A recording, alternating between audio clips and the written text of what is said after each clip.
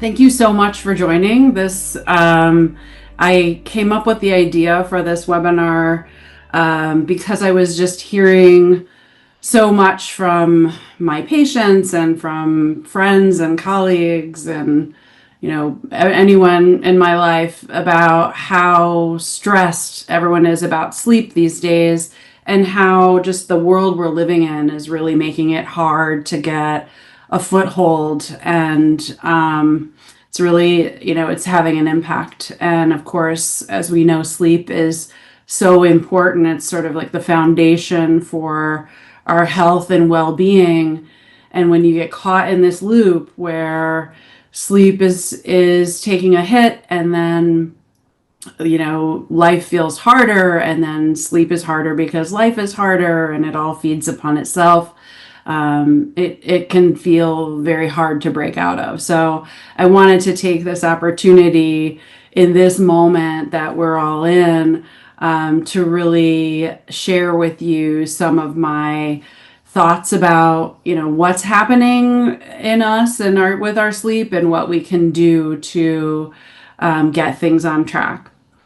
For those of you who don't know me, a lot of you do, in one way or another. But for those of you who don't know me, I'm Janet Kennedy. I'm a clinical psychologist practicing in New York.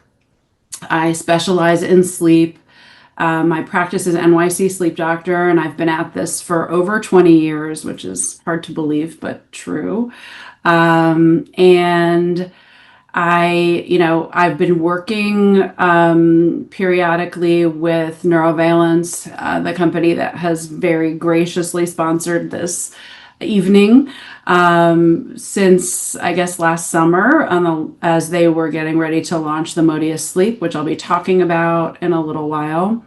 And I pitched this to them because I thought it would be a great way to just bring some information out there and fill a need for sure. So this is being recorded.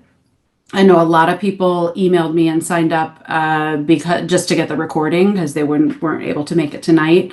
I have read through the questions that you sent, and I'm going to do my best to answer them all and then some. And with that, I'm going to launch into my slides. Let me share my screen and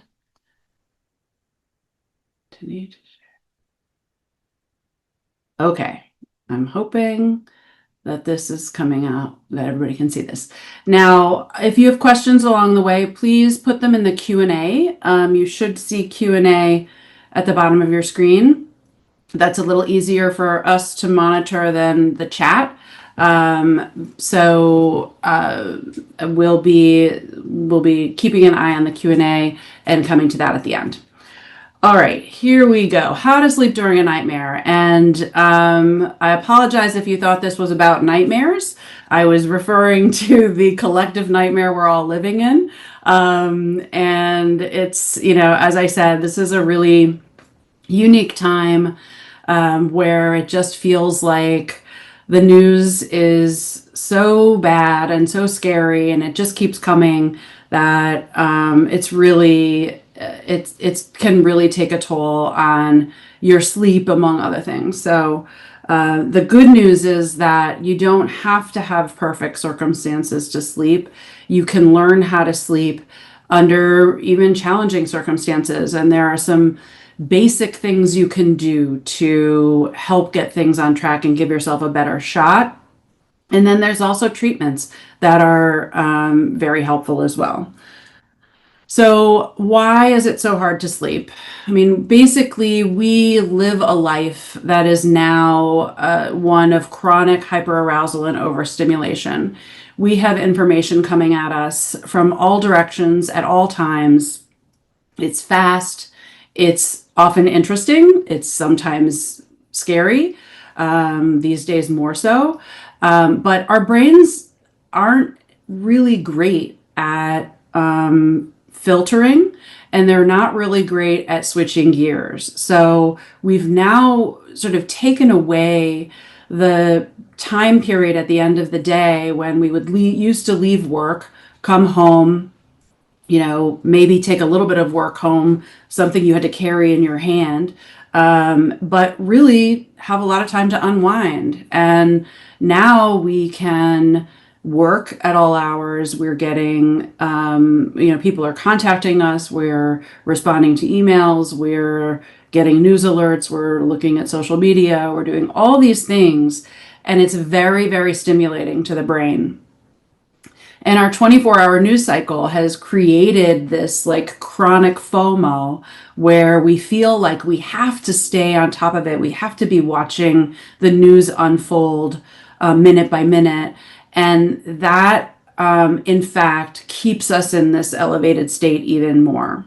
I mean, it used to be that something would happen and maybe there'd be a news bulletin on TV, but then you waited for the reporters to report and they had to formulate a whole story before you watched it or read it. You didn't read something 50 times to see one sentence change or one little bit more information the way we do now. And now all of that content is so much more distressing. It's outrageous. It's scary. Our sense of humanity is challenged. We might feel hopeless. And it's coming in this constant stream. And it does feel like we need to watch it happen. We need to be aware. It's very hard to turn it off. But at the same time, it's infiltrating our mind and body in a way that is really, really counterproductive. So what's important to understand about sleep is that our body is designed to survive, right? We have evolved to be very highly alert to danger because our ancestors who didn't really care about predators roaming around while they were going to sleep, they didn't make it through the night.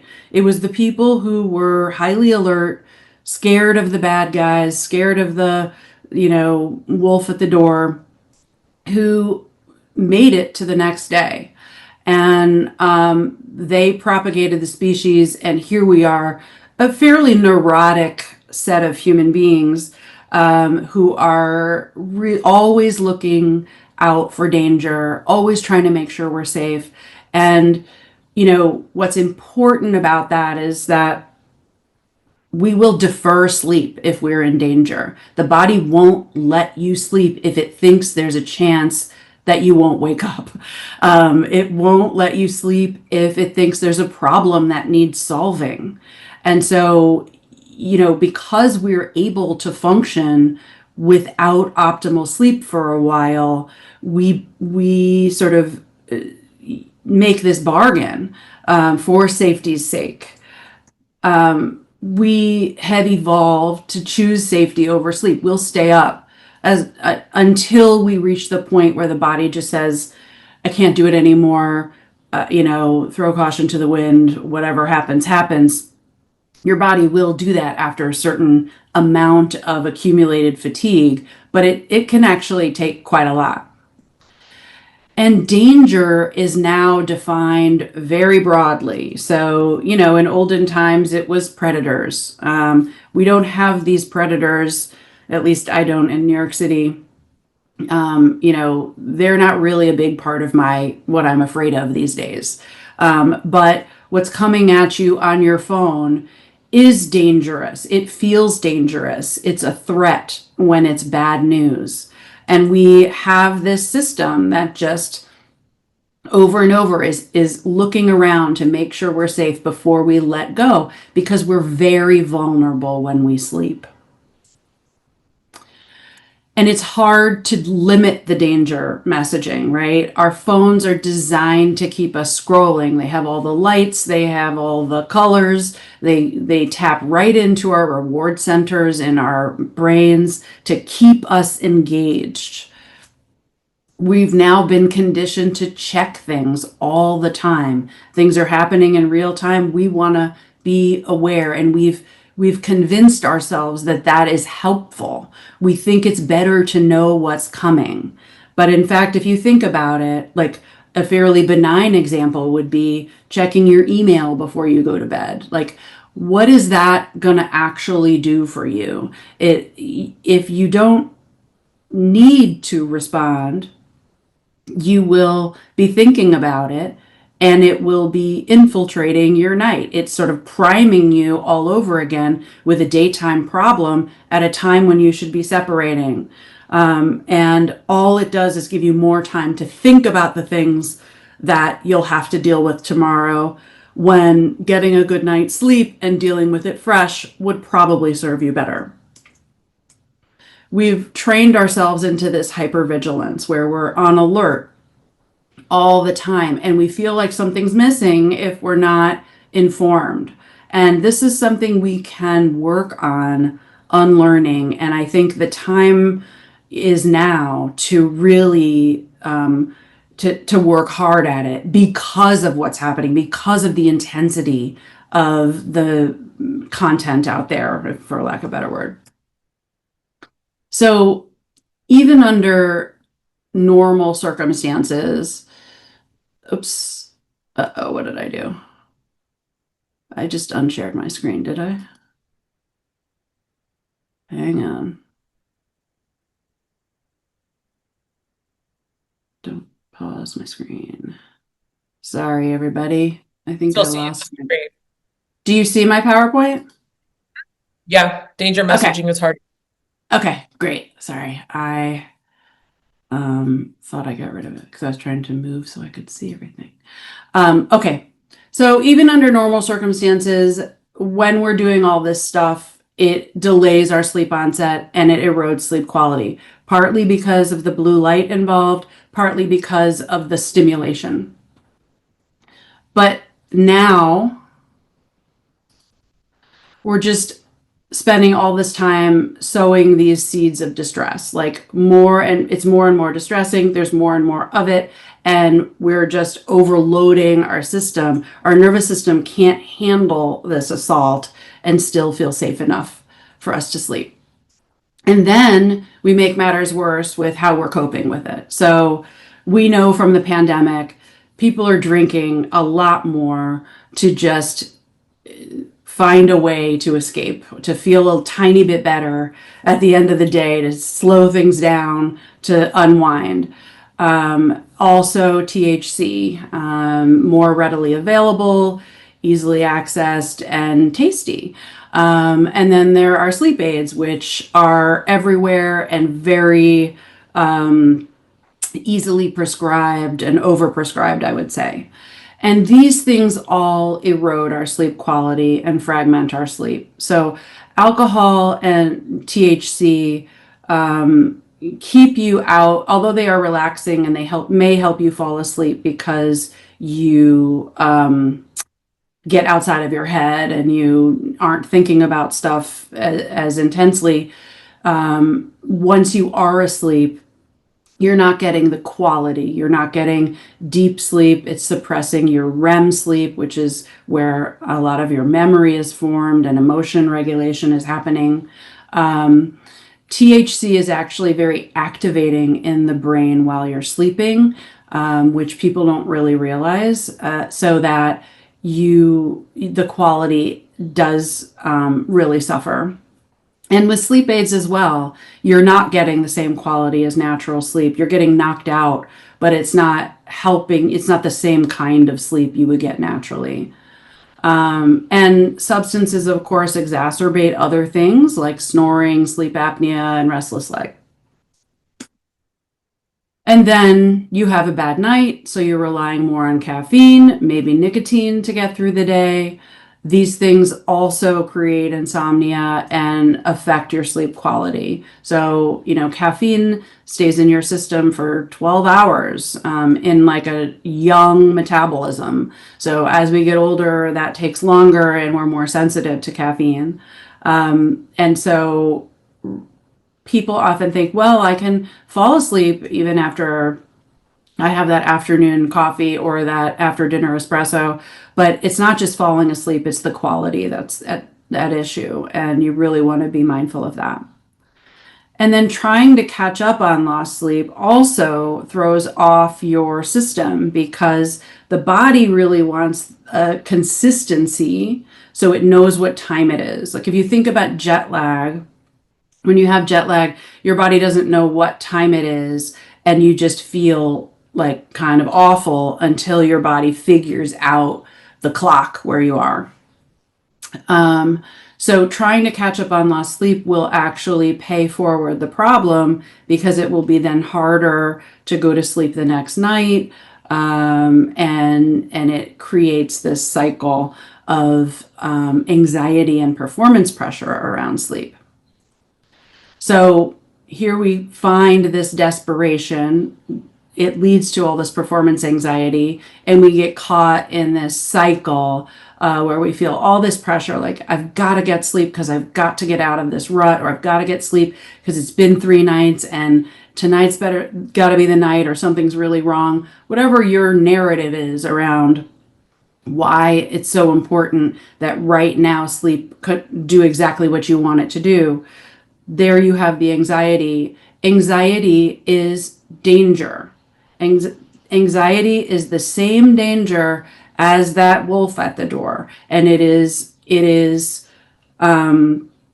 processed in the body with the fight or flight response, a release of adrenaline that then, of course, is the last thing you need when what you want to be doing is sleeping, and that leads to more insomnia. So then we have this cycle that people get caught in very easily, and it can be really hard to break out once you're there because the fear of not sleeping becomes the problem. The body cannot distinguish between a problem of not sleeping and a problem of some other kind of danger. It has one response, and that's adrenaline. So what do we do? First, you want to work really hard to harness your natural sleep drive. We have a sleep drive. It's there. It's like digestion. It's baked into our, being.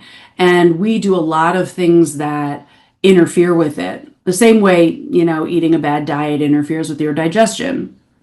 So if you step back and think about how you can help your body do what it's supposed to do and give it the consistency that it needs, that's really the first step. So my number one tip for anyone who's struggling with sleep, whether it's sleep onset insomnia, night waking, early waking, it doesn't, non-restorative sleep, it doesn't matter. Wake up at the same time every day. And this is a hard thing for a lot of people to do, particularly when you're sleep deprived. Maybe you're sleep deprived during the week and you try to catch up on the weekend, or you're sleep deprived because you have insomnia and you have the opportunity to have a sleep binge, and that feels really good. But setting that wake up time puts your body in control. It starts the clock of when you're going to get tired at night as soon as you wake up in the morning. And if that's the same time every day, you have given it, so much of what it needs to calibrate its own system. Protect the wind down. So again, this goes to that hyperarousal state that I was talking about before. You need a buffer. I'm not saying you need to go and live, on an ashram or something and live like a super zen, peaceful life all the time. That's not realistic. But you can create routines that protect your body and mind and protect your sleep, because giving yourself that chance to separate from the day, limiting the influx of information, which equals stimulation, so that your alertness, your arousal level starts to taper off, as opposed to getting more excited about things coming in. The more you can do that, the brain starts to do more of the work of getting into a sleep conducive state. If you don't wind down, it's going to take you longer to fall asleep. And then even while you're sleeping, the quality won't be as good right away because your brain still has to shift out of that overactive pinging that it's doing. So if you look online or you ask ChatGPT what you should do for good sleep hygiene, it will say wake up the same time every day and go to bed the same time every night. And I want to tell you that is not true. You need to allow for time to sleep. You should be ready for bed at the same time, but you don't want to go to bed just because it's 11 o'clock. You want to go to bed because you're feeling it. Your body's telling you. And when you're in a state of hyperarousal, you might miss those cues or the body might not be giving them. So you have your wind down, you're ready for bed at, a good time to allow you to get enough sleep before your wake up time, which is pretty well set. And then you let sleep show up for you when it's ready. When you try to chase it, it runs away, and it is very, very fast at running away from you. So blue light interferes with your natural sleep drive. And blue light is coming at us from all of our screens. Some of them are worse than others. The screens you hold right here with your eyes wide open and not a lot of blinking, those are the worst ones. Your TV is typically farther away from you and it's going to be less disruptive. But the blue light is, what it does is it signals that it's daytime and your body doesn't naturally start to release melatonin, which signals that it's time to go to sleep. You can deal with this by putting down your screens. You can also use blue light blocking glasses. There are apps but the apps only filter about 50%. Using dimmers on your overhead lights or turning off the overhead lights and using lamps that have a softer light, using smart bulbs, all of these things. Like living in this amazing time of things that help. But really paying attention to the blue light is super important because it does distort the body clock.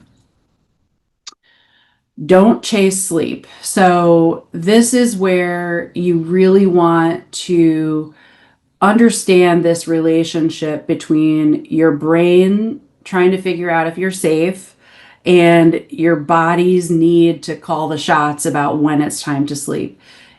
If you are just lying in bed trying really hard to sleep, sleep is going to run away from you, and then it opens the door to rumination. And this goes for night waking as well. So, when I looked at all of the questions that everybody sent in, there were a lot of questions about fear of not falling asleep in the first place. There were a lot of questions about what do you do when you wake up and you can't go back to sleep. And the answer is the same. Giving your mind a place to be that is distracting and unrelated to what your stress and what's going on in your sort of ruminating brain signals to the body that you're safe. And it leaves no room for that rumination because it's engaging. And I differ from colleagues who say you should read something boring. I disagree with that. I think you should be carried away, and then your body comes to claim sleep when it's ready. And this is a process that you can teach yourself through repetition. It does work. And even my most skeptical patients who say, I'm not a reader, that doesn't work for me, I'll read all night, it tends to work. Other things people use, audiobooks are okay as long as they don't get you into your phone, which is tricky because they're usually on your phone. If it's the middle of the night and you're awake and you can't bear to read, I'm a big fan of black and white movies. Just go see what's on Turner Classic Movies and have a little treat. And because the idea is to pass the time without getting into an adrenaline flare, stay neutral, and your body will soon recognize that it's time to sleep, that it needs more sleep. And Similarly, or along with this goes not lying in bed, tossing and turning. So, so important. The time you spend tossing and turning in bed delays sleep even more. I know that you feel like sleep is just right around the corner and you're going to miss your opportunity if you get up and do something else, but that is in fact not true, because you will soon be in that adrenalized state where you then have to calm all the way down before you can get back into a sleepy state. Tossing and turning also turns the bed into a hostile place. It creates an association, a fearful association, a frustrating association that then starts to happen when you get into bed. So we want to keep the bed as a cue for escape and sleep and, and comfort. And then don't alter your schedule to make up for less sleep. It's super important that if you have a bad night, you allow your body to use that sleep debt to push you into better sleep the next night. If you sleep late, you will just push your bedtime later the next night. You're more likely to have insomnia the next night. If you sleep later because you've been up in the middle of the night, you're basically ensuring that your sleep will happen in this sort of bifurcated way. So getting up at your normal time and making sure that you're not allowing so much time in bed that your sleep is breaking up to fill up that time, super important. So now the next step is to really focus on sleep resilience and also maintaining sleep quality. So remembering that your body is designed to and wants to sleep consistently. It's very resilient. It's also very good at helping you get through a tough day if you have a bad night. And I will also say that those rough nights are within the normal realm of sleep.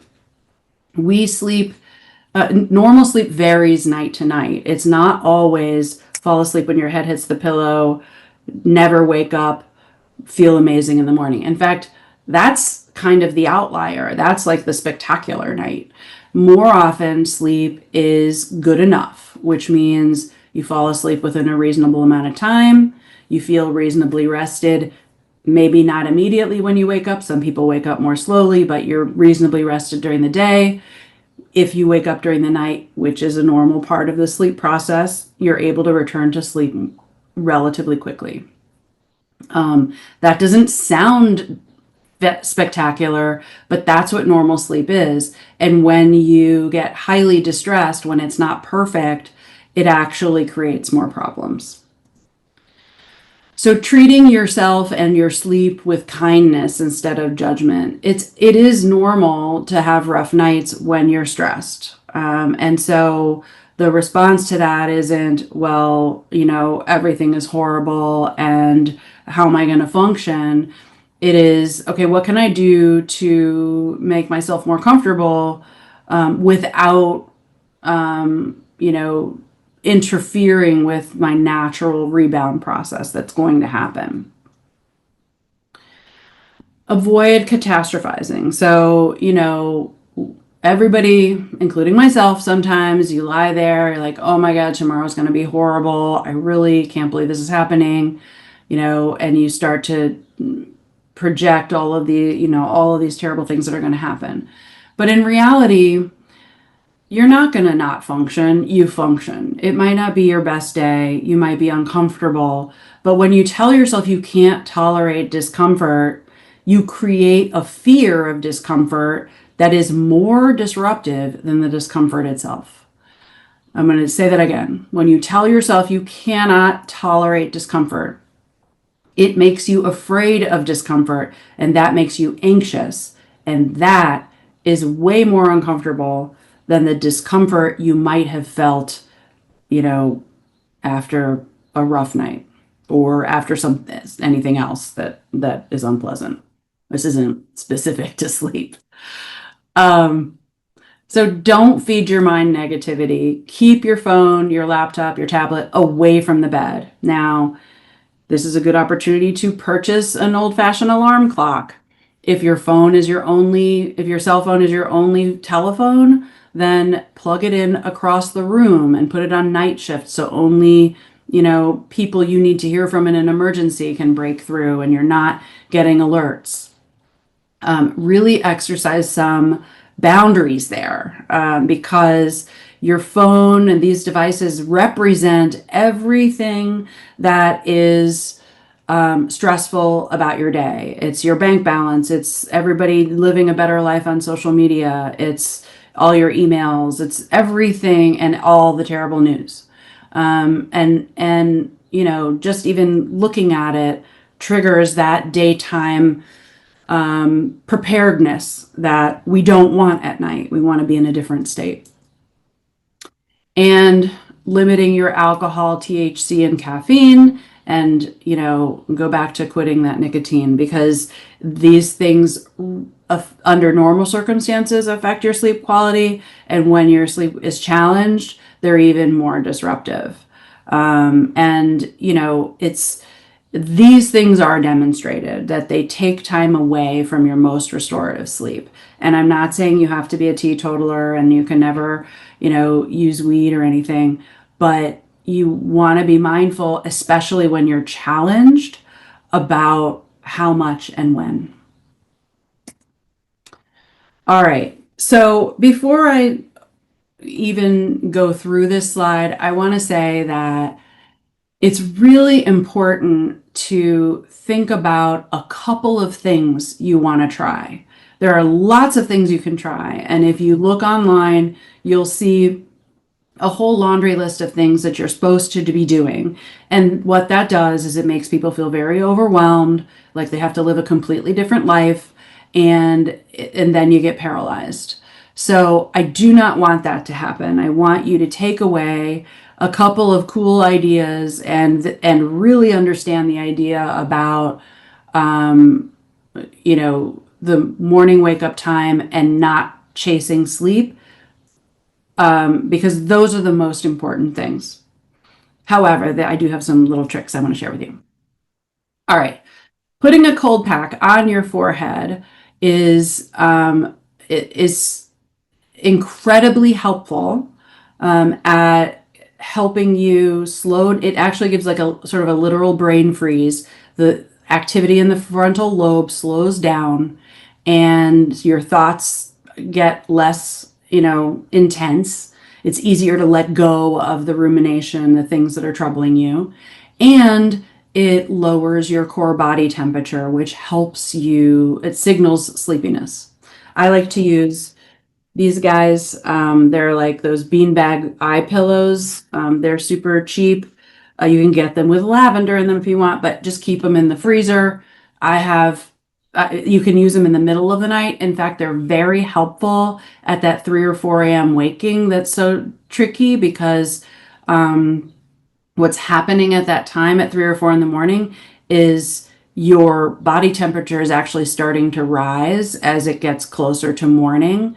And putting the cold pack on your forehead can kind of bring you back into a sleepier state. I even have people who get those like little cosmetics fridges that are like this big and keep them next to the bed. That's like a very serious person, but you can also get up and get one out of the freezer. Journaling is super helpful, and I recommend journaling in different ways.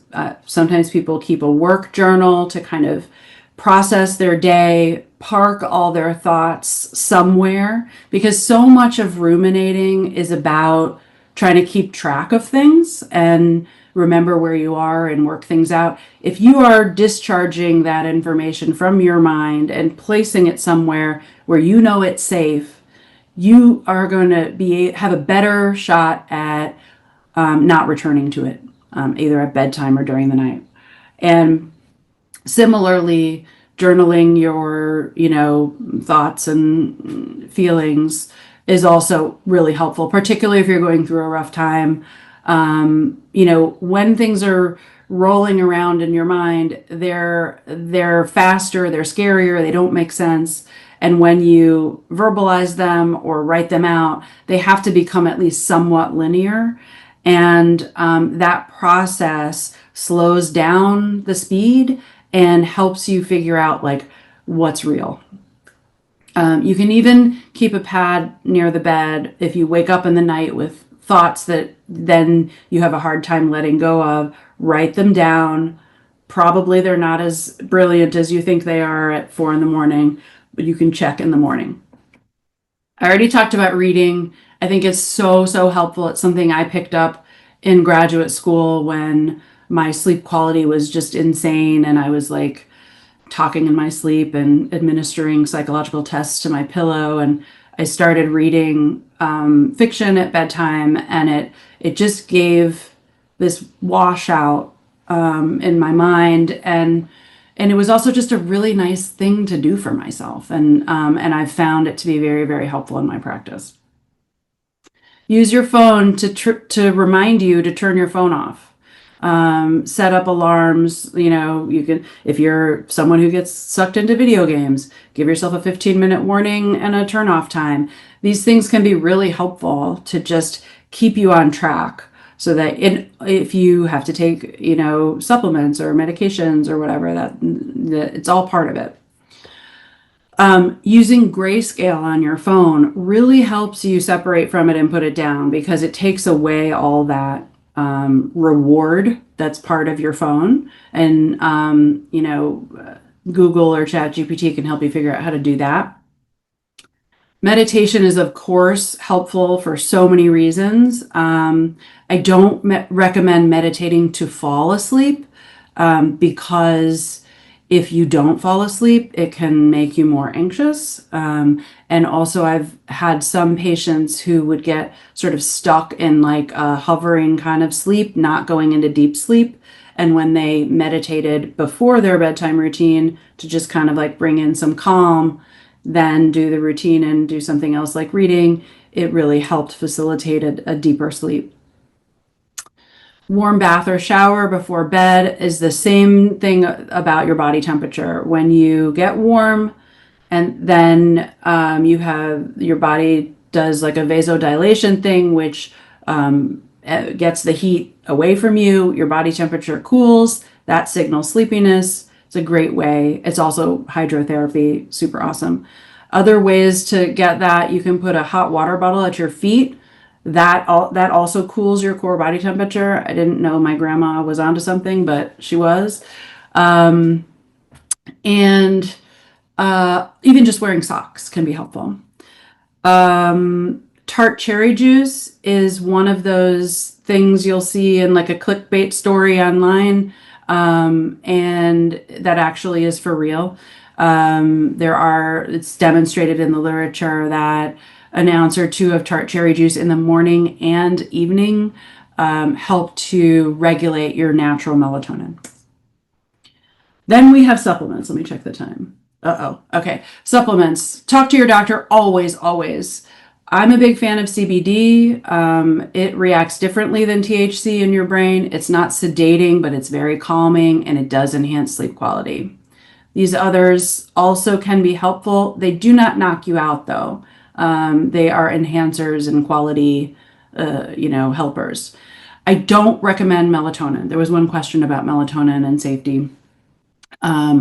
Melatonin, you naturally produce it. If you are, in the advanced geriatric age group, it's possible that melatonin could be helpful. It's something to talk to your doctor about.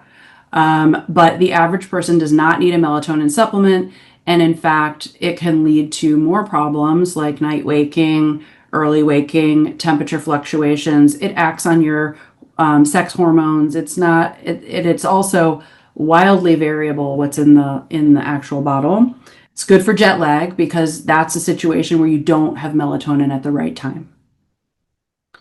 There's all kinds of cooling tech. that go beyond your hot water bottle. There's pillows, there's that are filled with water and stay cold.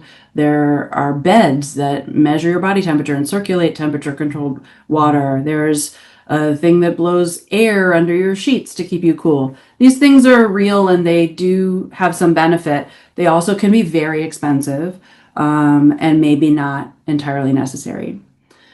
Everybody's talking about the vagus nerve these days. I would just caution you with the various stimulators out there when they're saying that in a study it's proven. Look at what that study is, because it's very often a survey that they've given to a handful of people on TikTok. And maybe they did benefit, but that's not an empirical study. So just before you're laying down money, make sure it's a legitimate device that has some data behind it. And when you're struggling with sleep, I recommend that you turn off your sleep trackers, take off your Aura ring. You don't need a grade in the morning telling you that you're not going to feel good. The sleep trackers also, will always tell you you've got less sleep than you think, because they're tracking wakings during the night that you're not aware of. We all wake up during the night, and some of them we register and some of them we don't. But if you are looking at your tracker the next day and it's giving you a low number, that doesn't necessarily mean you didn't get enough sleep. Okay, when insomnia persists, what do you do? Talk to your doctor, of course. If you're a woman of a certain age and it's younger than you think, talk to your doctor about perimenopause, menopause, and hormone replacement therapy or supplements that might be helpful. If your doctor does a simple blood test and says your hormones are fine, get another doctor who's very well trained in treating women in the hormone transition, because frankly, medical schools still don't train menopause medicine, and there are a lot of doctors who don't they don't specialize in it. So you want someone who really knows what they're doing. Check your thyroid for sure, your ferritin, which is iron, homocysteine, which can be an indication of a gene mutation on the MTHFR gene, which affects how you metabolize folate, and that affects your sleep, among other things like mood and mental health. Vitamin D and B12 as well. And certainly address and assess your snoring, sleep apnea, things like that could be messing with your sleep quality and quantity. Ask yourself if you're struggling. Like, are you struggling with more than sleep? Is this stress you're under more than just, annoying and tough? Like, if you are struggling, talk to a professional. Therapy and medications do work. And they, it's important to take good care of yourself, because we are in a long haul here of difficult times. CBT-I is what I do, cognitive behavioral therapy for insomnia. It's an evidence-based treatment. It's really the frontline treatment for insomnia, because it addresses the underlying issues versus the symptom of sleeplessness, the way medications do.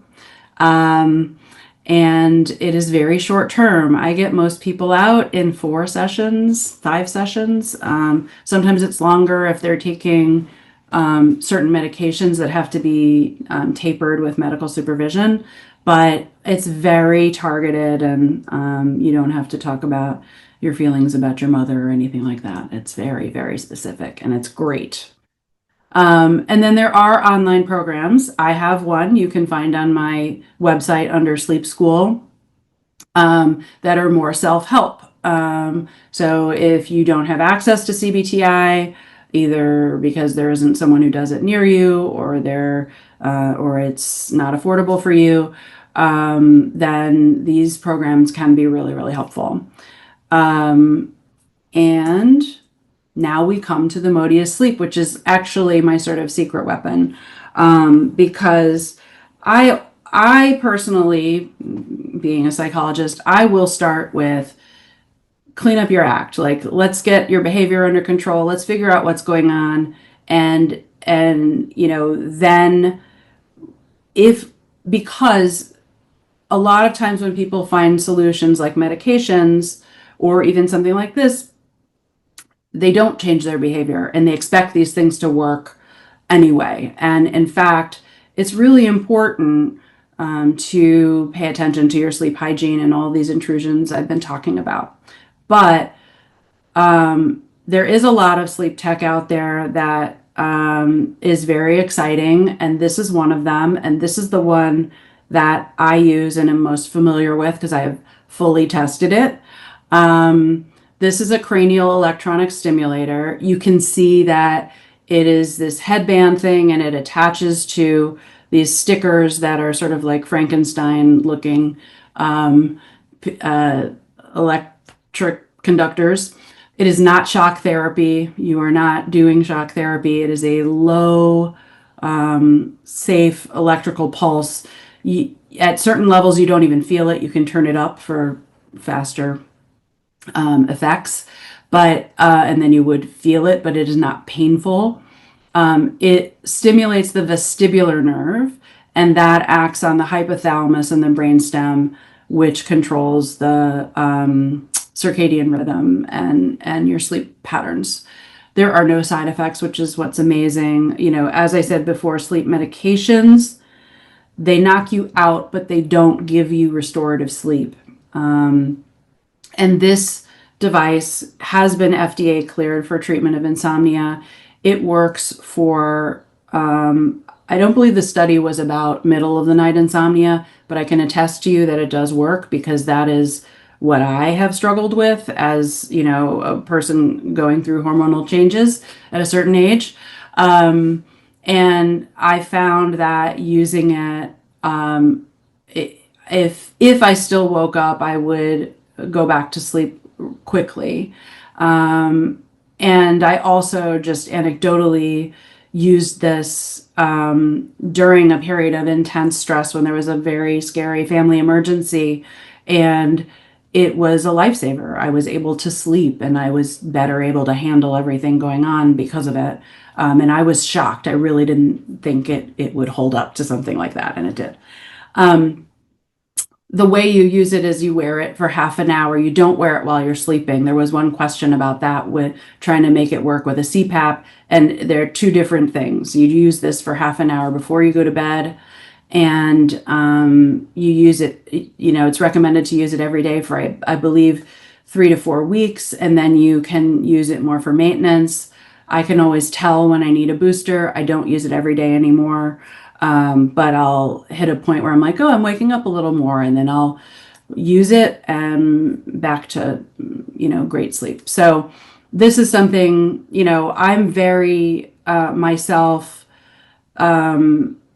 conservative about recommending products because there are so many, and this is an industry that's making a lot of money off of people's discomfort and distress.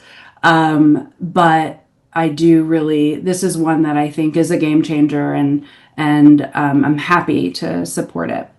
So I'm going to, oh wait, I have one more. In case you want to get in touch with me, that is my website. Most of you know how to reach me, but you'll find my sleep school and also contact form, and I have a Substack that I'm starting that you can subscribe to as well. And now I will stop. Okay. All right. Not as much time for questions as I had hoped, but I do want to just say quickly again about the night waking thing. To reiterate, it is normal to wake up during the night. We all go through multiple sleep cycles of about 90 minutes during the night. When that ends, we do wake up, whether we're aware of it or not. The problem comes in when that opens the door to rumination, frustration, anxiety, fear, and then you get into a prolonged waking. There are things that enhance night waking, as I said, like alcohol, nicotine, caffeine, THC. But in the waking itself, there is really nothing that is going to erase the possibility of waking up at all, and so it's important to understand that as well. And sometimes just knowing that when you wake up and be like, oh, I'm just waking up because that's what people do in the night, as opposed to, oh my God, what's happening? How am I going to make it? Is really helpful in just kind of bringing down the temperature and helping you settle back into sleep. Okay. Kate, do we have other questions? We do have some other questions, and some have come in through the chat. So we've had some questions in advance and then also through the chat about potentially getting off of Ambien and other sleep aids. And is that something that's possible? It's absolutely possible, and you should. I would suggest doing it with a professional like me, because it can feel overwhelming, and you really want someone who knows how to get how to stage it, right? How to be methodical, put the healthy practices in place before you take away the medication, and really kind of address it from all sides. But absolutely, you can get off, and you should try, because it's not the same sleep, and you will actually feel better. Your sleep will be more restorative if you stop once you get over the hump.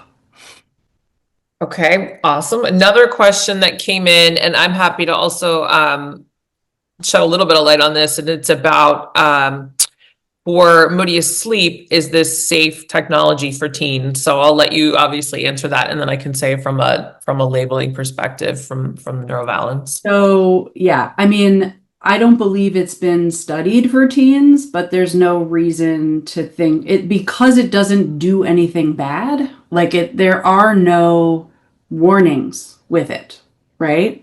I'm right, Kate, right? There's no Yeah. there's no You're correct. adverse events with this device. And so, that is, whether it's approved for teens by the FDA yet, is another story.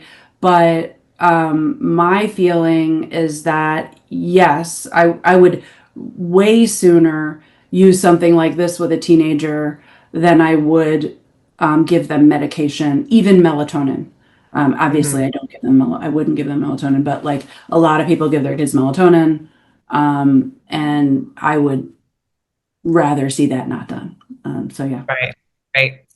From a clinical study perspective, so our clinical trial included 18-year-olds and over. For the FDA's labeling, it is 22 and older. Otherwise, if you're below 22, it's considered a pediatric indication. We are currently working to get our labeling updated. That would include labeling for 12 years old and older. So that's something we're currently working on with the FDA.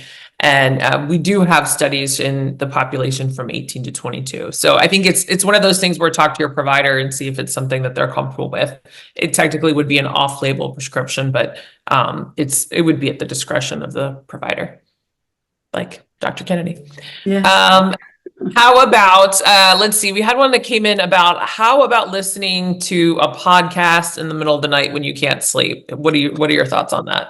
So, with some, caveats, yes, I would say it's any kind of content that pulls you in, gets you out of your head is good. I would be careful. You don't want it to be news. You don't want it to, even comedy has news in it, right?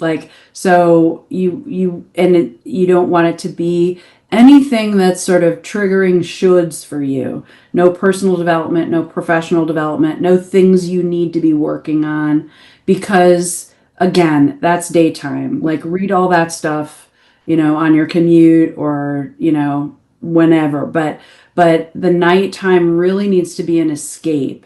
It's so important to get away from that intensity, So just be mindful of the content and be mindful of your phone. So like if you can activate with Siri, go for it. It's also a good idea if you think you're going to do that to get that stuff ready. So you always want to have something to read. You always want to have something to watch. That's easy on the, brain. And if you're listening to content, whether it's audiobooks or podcasts, you always want to have it ready. So you're not like shuffling around in the night trying to figure out what sounds good. Because also, what's important to know is like in the middle of the night, we are more emotionally vulnerable, and when we're lying down, our thoughts race more easily. They get scarier. Even just sitting up can bring back your faculties and help you get out of that scary part. And even though, again, most people don't want to do that, they think they'll miss their opportunity to fall asleep. I will tell you that it is better to get out of that pattern of ruminating and being afraid in the night and make the change, and then you're retraining yourself not just for tonight but for the future. Let's see. We have another question come in. How does Modius sleep work? Is it like a TENS machine which relaxes? You want to get that? Sure. So as Dr. Kennedy mentioned, the two electrode pads are placed on the mastoid bone right behind the ear, and what's there at the surface is your vestibular nerve. And so what most patients will feel, and I don't know if you feel this when you've used it, I do when I use mine for travel. You'll feel oftentimes this gentle swaying sensation, that's that activation of the vestibular nerve. And it uses this alternating current, very similar to rocking a baby. So we know that it's activating the pathways to the hypothalamus, which affect your circadian rhythm and sleep center. So on the one hand, you have that immediate rocking, swaying sensation, but it's that repetition of that 30 minutes a night, 30 minutes every day for 4 weeks. Most patients see a dramatic improvement by week 2 or week 4.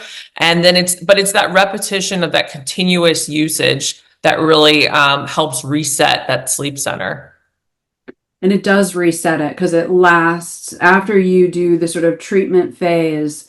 It does last. It's not like this is something you have to have in your suitcase every single, like it's every single night. I would take it with me when I travel, but because it's harder to sleep when you travel. But Right. but yeah, it's not something that you have to like have on hand every single night. Right. And we did have a question that came in about international travel that came in on the chat. And so I think that's a great Right. point. Yeah. Yeah. So I travel internationally. I just came back from Malaysia and I use it on the plane. It helps me fall asleep. So I think it's a great way to combat jet lag. And I think we've got time for a couple more questions. Okay. Concerns for folks with vertigo with Modius sleep. I can say as far as, again, it would be to talk to your doctor, but it's certainly not a contraindication.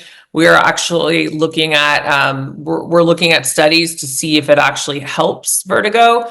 So we would typically just, tell patients to run it at a low setting and then increase as needed. But there shouldn't be any limitations if you do have vertigo. If anything, it's more the potential anxiety about using it if you have vertigo, but it shouldn't make anything, increase the vertigo. Let's see, what else do we have in the chat?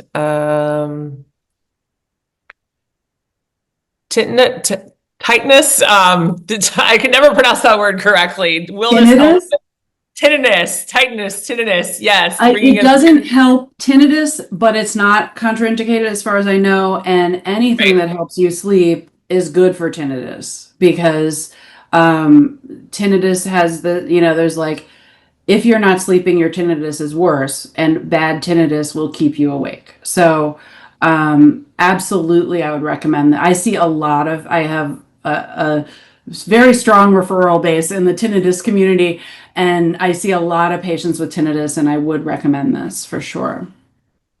All right. Also CBT-I though, because there's a lot about learning to live with tinnitus and focus and change your focus, and restore healthy sleep, that is really, really important. Okay. And then I think I guess maybe the final question is, can this be used with CBT-I? Can this be used with Yeah. other aspects of therapy? Yeah. I mean, there is always a place for CBTI, and maybe CBTI is only a couple of sessions, but understanding what the changes, the basically how to set yourself up for a good night, how to manage your thoughts and feelings, how to make sure you're not taking a bad night and interfering with your natural ability to rebound. All of that's super important, and getting off the medications if that's you. That's super important. And because the behavior is really the thing that holds you, and carries you through as well. So. We are at time. I have one more question, and that just came in is, could it help with teeth grinding? Not so sure about that, but I mean, yeah, I mean, potential. I would wonder in that maybe getting deeper, better sleep and feeling less stressed would help with teeth grinding. But the best thing for teeth grinding is going to be a mouth guard to protect your jaw and everything. So, okay, so that is it, you guys. Thank you so much. And everyone's going to get a follow-up email. There will be a discount code should you decide you would like to try the Modius Sleep. Thank you for your clapping hands. And please sign up for my newsletter. I will not inundate your inbox. I promise. It's a very occasional newsletter. And thank you again. This was really great, and I'm just so happy to have done this with you all tonight. And you'll also get a link to the recording, so you can share that. It'll be available for at least a couple of months. All right. Thank you so much, and thank you, Kate, for doing this. I really appreciate it. Of course. Okay. Thank you. Take care. All right. Take care, everyone.